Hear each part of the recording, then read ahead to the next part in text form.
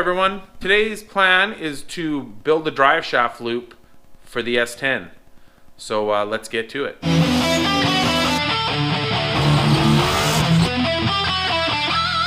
So I know in the last video I had said that we were going to go drive the truck and hopefully, you know, spin some tires and make some boost noises. Unfortunately, it's been raining pretty much every day, so haven't really been able to do that. It's really cold out right now. It's like 1 degree right now, which is like 30 degrees Fahrenheit. Tomorrow and the next day are supposed to be a little warmer, so hopefully maybe before the end of this video, if not in the next video, we will actually take the truck out and drive. But today I figured, since it is kind of crappy out, might as well get something done. So I want to build a drive shaft loop. So I had ordered this from Bears here in Canada, which is like a strange dealer. It's just a bent piece of, I think it's 1-inch tubing. And then I have this rectangular tubing right here. So I'm pretty much going to just weld these two together. Obviously I'm going to have to cut this down some and fit it into the truck. Probably going to have to weld on some pieces. I'm not sure how this is going to mount to the frame. I want to make it so that it's removable, so it'll be bolted in. Get the truck jacked up, we'll get under there, and we will see what we got to do to fit this thing in. First thing we're going to do is take this tube under the truck.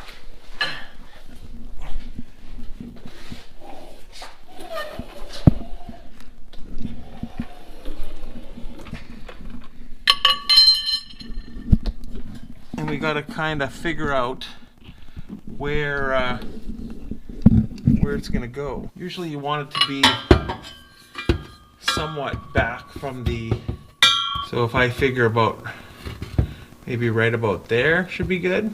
So I can have it come down. It can't hang any lower than the frame though.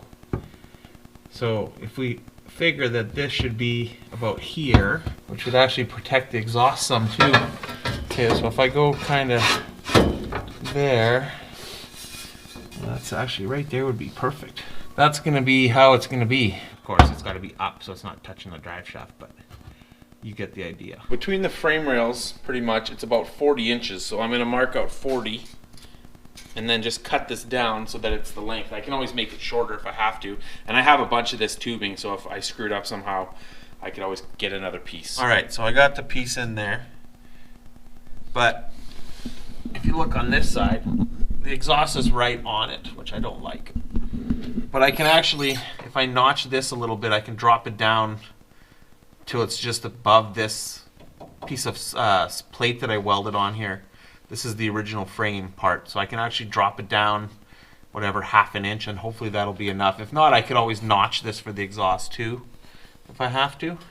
So I'm just going to mark this with a marker, and then I'll take it out and I'll notch it and I'll try it again. I notched the edges right here on either side. Mike's burping. It wasn't me. Who was it then? How could I be burping when I'm talking? You're behind the camera. But I was in the middle of talking and you were burping. So I cut this piece out of here. With that piece cut out, now it fits nice and flush and the exhaust doesn't hit. Then I took some metal and I just bent up this piece here, which includes the tab here that's going to bolt it to the frame. So then I'm going to fit this in here nice, weld it. I got another piece here. I'm going to make this one. You know, it's pretty, just 2 bends and a hole. Fit those, I'll weld them all in, and then it'll be ready to bolt on. And then I'll just have to drill holes here for the U section, which I already measured how much I have to cut off of there. You can see the markers there. Cut that off and then drill 2 holes, or put 2 holes in here and then fit it and then weld it. It'll be done.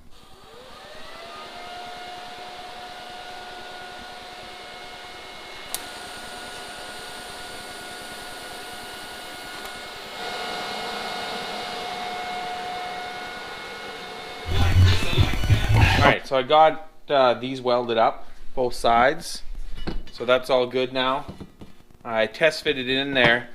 I'm going to have to like smooth this out a bit, not letting it sit flat. So I'll have to take the flap wheel, clean this up a bit.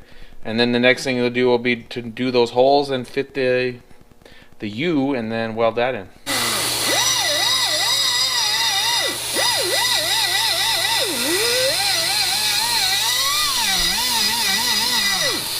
What I ended up doing is drilling and then die grinder out these 2 big holes, which this fits perfectly into. Figure it'll be stronger if it's set in there a bit. Now I'm just gonna weld it. She's all done. Now what are you doing? Burping and farting?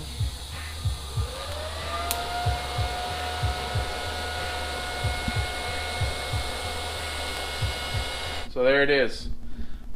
Finish welding it all up here. So now all I gotta do is clean it up a bit, give it a paint job, let it dry overnight, and then tomorrow morning come out, have to drill the 2 holes in the frame. I already marked them under there, so I have to drill those out, drop the drive shaft, slide this thing on, and bolt it in. I got it all painted up. Just gonna let her dry till the morning and put it in, so we'll see you in the morning. And I'm back. So it's the next day. I'm out in the garage again. So here's the drive shaft loop, all done. Got bolts and washers and nuts for it. Everything. So I got under there and I drilled the 2 holes in the frame for the bolts. I have to pull the drive shaft off, like take the 4 bolts off the back of the drive shaft so I can slide this over top of the drive shaft, put it into place, bolt it up, and it'll be done. All right guys, so I have it in there. I'll take you under and I'll show you.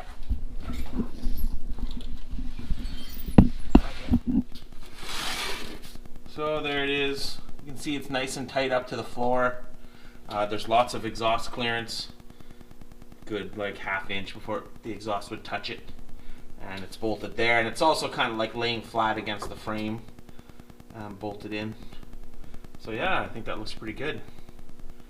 It's fancier than the one I have in my car, so I like it. Looks good to me. Now that's done, truck's back on the ground. One other thing I want to do before I go take it for a ride is the blow-off valve. It comes with 2 springs. It comes with this spring and it comes with the spring that it's inside it. My blow-off valve stays open like when it's idling, and then when you start going it closes. But this G+ throttle body, I don't know if you've seen in previous videos, it makes a lot of noise, like air sucking sound. Sounds like a jet plane. And a lot of guys say that these ones make that noise. I tried adjusting things and so far I haven't been able to get rid of the noise. So what I want to try is I want to try putting this heavier spring on the blow-off valve and see if that keeps it closed. Because when it's closed, you don't hear it. It's only when it's open that you can hear it coming through these openings. So I'm going to try that, see what that does, see how that works in terms of opening when you let off the gas. And yeah, I can always change it back. I've actually never had this apart either, so first I'm going to take a look at it. Whoa! Boom! I didn't. Well, that was neat. I don't know if this. Oh yeah. Okay, so this spring, pretty easy to push down. This one a lot harder to push down. So nothing really else inside there. Just this. So this heavier spring go. Now getting it back together might be kind of a pain. Not too bad. Alright, so there you go. That's all back on there. It's all good. Just gotta try her out. We're gonna go for a little ride. Gotta go get some gas ASAP because it's kind of low on gas. And then we're gonna do a little logging and see what it's doing.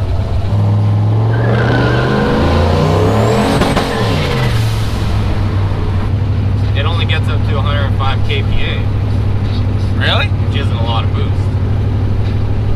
Any of the times that it's made boost? Yeah, I look back that first time. And you're like, it's all set up properly. Like you have your map thing to read all the way to 240, so yeah, that should work. Maybe you have a boost leak somewhere? Maybe.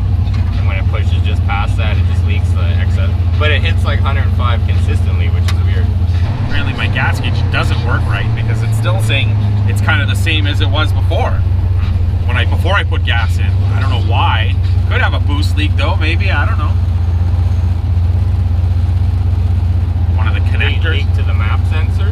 Huh? A leak between the map sensor and the intake? Shouldn't be, but I guess it's possible. 105, that's probably like a pound or less. Yeah.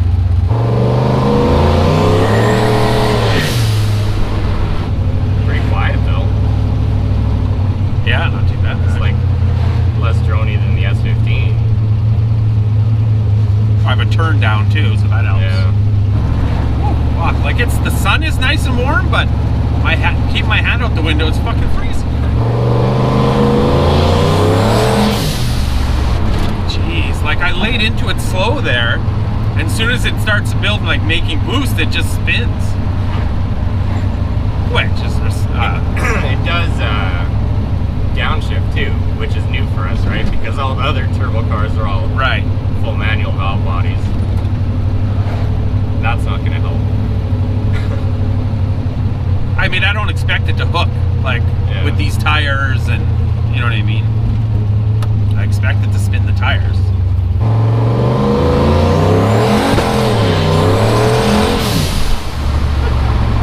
Yeah, it definitely spins the tires. It's like if the shit horse and the LS15 had a baby, this is what that would be. It feels like.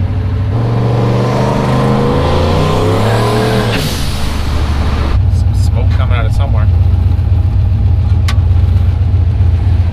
Yeah. Hot. No.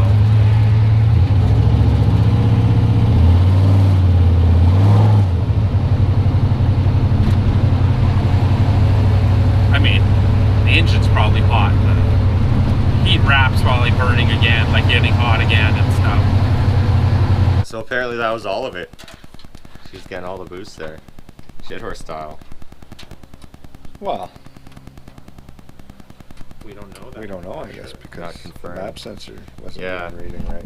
Actually, the map on HP Tuners was only reading 105 kPa, which is weird because it was definitely making more than that, and it like flatlined at 105. And it's all set up properly from what I saw.